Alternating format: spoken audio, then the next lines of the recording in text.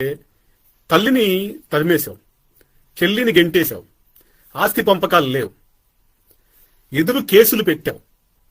అయినా కూడా ఇడుపులపాయ మీ నాన్నగారి సమాధి దగ్గరికి వచ్చినప్పుడు, జయంతికి వర్ధంతికి వచ్చినప్పుడు వచ్చి ప్రార్థనలు చేసుకుని వెళ్ళిపోతున్నారు కదా, నువ్వు అడ్డుకోవడం లేదు కదా.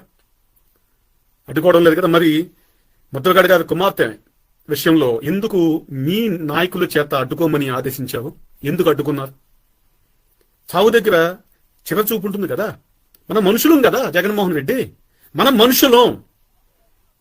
మనుషులం పశువులం కాదు. సభ్య సమాజంలో బతుకుతున్నాము.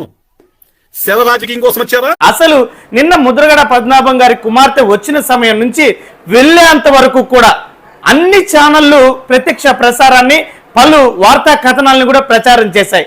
ఆ సమయంలో కనీసం ఒక్క వైఎస్ఆర్ కాంగ్రెస్ పార్టీ కార్యకర్త గాని, నాయకుడు గాని ఆవిడని వ్యతిరేకించినటువంటి పరిస్థితి కనిపించిందా? ఆవిడ వచ్చిన సమయంలో స్వయంగా వారి తల్లి వ్యతిరేకించారు, ముద్రగడ పద్మనాభం గారి సోదరుడు వ్యతిరేకించారు, అదేవిధంగా వారి అనుచరులు వ్యతిరేకించారు. కానీ ఎక్కడా కూడా వైఎస్ఆర్ కాంగ్రెస్ పార్టీ కార్యకర్తలు కానీ, నాయకులు కానీ ఆవిడను అడ్డుకున్నటువంటి పరిస్థితి లేదు. మరి కూటమి పార్టీలు ఎంత దిగజారిపోయి నీచ రాజకీయాలు చేస్తున్నారంటే దీనిని వైఎస్ఆర్ కాంగ్రెస్ పార్టీకి ఆపాదిస్తూ వైఎస్ఆర్ కాంగ్రెస్ పార్టీ ఈ రకంగా చేస్తుందని విష ప్రచారానికి తెరలేపారు.